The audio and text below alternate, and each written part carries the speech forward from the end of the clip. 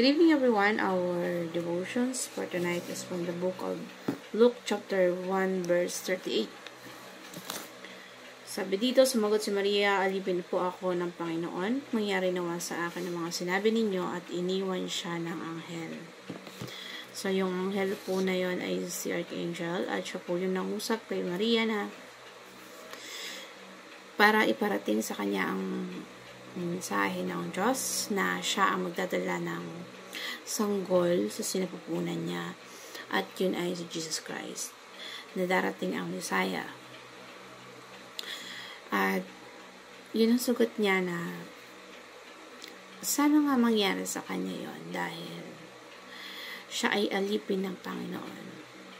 Masaya siya na maglingkod sa ating Panginoon. So, yun yung it's an opportunity na mapaglingkuran at willing siya na maging vessel, yung magdala ng bugtong na anak ng Diyos na si Jesus Christ. So, si Mary ay nagdalang tao. At dahil yun ang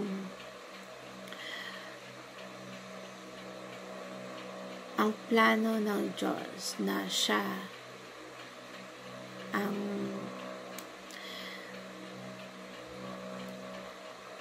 tinalaga ng Diyos para magdalang tao ng isang Messiah. So, isang malaking opportunity yon para sa kanya na maging mother or pagiging ina ng Messiah. At dahil si Jesus Christ ang sentro ng universe,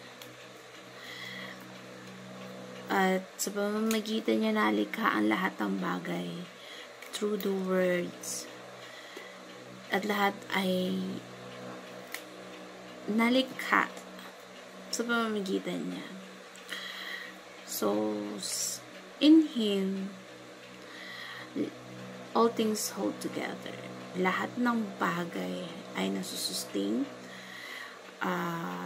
Lahat ng mga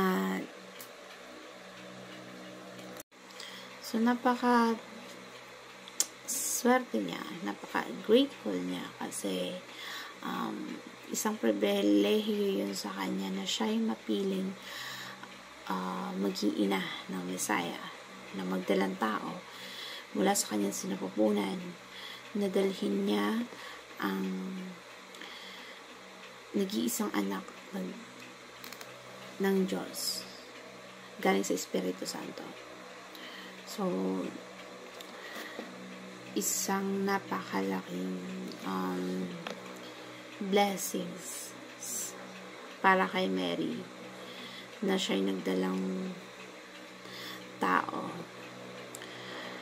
So,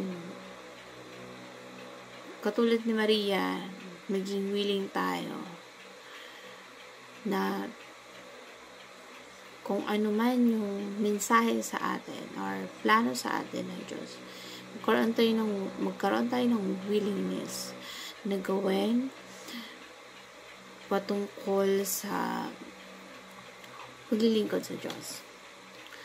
At bawat isa ay merong mga tungkulin at mensahe kung ano yung dapat mong gawin, na willing kang gawin sa paglilingkod sa Diyos. So,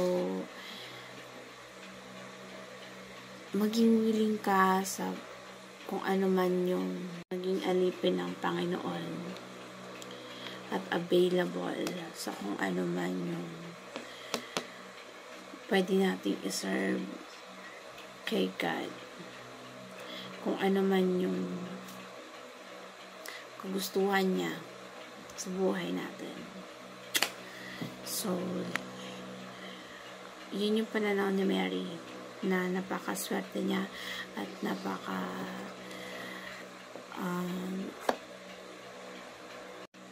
kasi yun yung pinakakamangha-mangha sa buhay ni Mary, na yung isang yung first Christmas na ipagbubuntis niya ang Messiah. Yung pribilehiyo yun. Kasi sa panahon natin ngayon, yung Christmas parang isang material na bagay na lang, kung ano yung matatanggap mo, kung ano yung mga matatanggap natin na bagay. Ang dapat natin isipin sa pagdiriwang ng Christmas, yung pagsilang ng King of Kings. At yun yung panahon na pagmamahal, kasi binigay ng ating Panginoon yung sobrang pagmamahal. Kaya binigay niya yung bugtong niyang anak para magsakripisyo.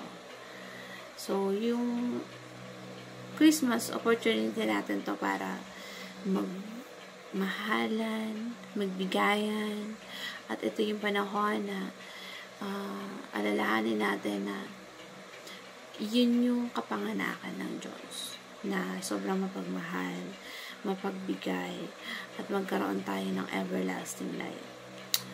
So, napaka-grateful lang ni Mary kasi yung paglilingkod niya, yung willingness niya na maglingkod sa Panginoon, na kung ano man yung pinapagawa sa kanya,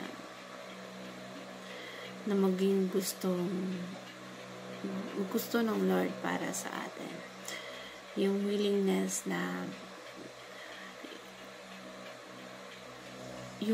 to serve our Lord Jesus Christ. So, napaka-grateful niya na nagkaroon siya ng opportunity na magdala ng isang Messiah sa kanyang sinapupunan. So, si Mary, siya yung vessel of Christ na nagkaroon ng Son of God sa sinapupunan niya. So, yung mensahe nun, kailangan nating dalhin at meron tayong pagdalhan na magkaroon tayo ng mensahe sa iba at maging willing tayo to serve God, to share the gospel, na maging isa sa tagapagmensahe na mensahe ng Panginoon sa atin. So, hindi tayo katulad ni Maria nagdalang tao, pero maging daluyan din tayo ng mensahe na may parating natin sa iba, yung mga hindi pa nakakakilala kay Kristo, para magkaroon sila ng pagmamahal at willingness to serve God. So, yun po yung mensahe sa talatang ito, na si Maria nagkaroon ng willingness na gawin ang anumang mensaheng pinarating sa kanya ng anghel, yung willingness niya na maging alipin ng Panginoon.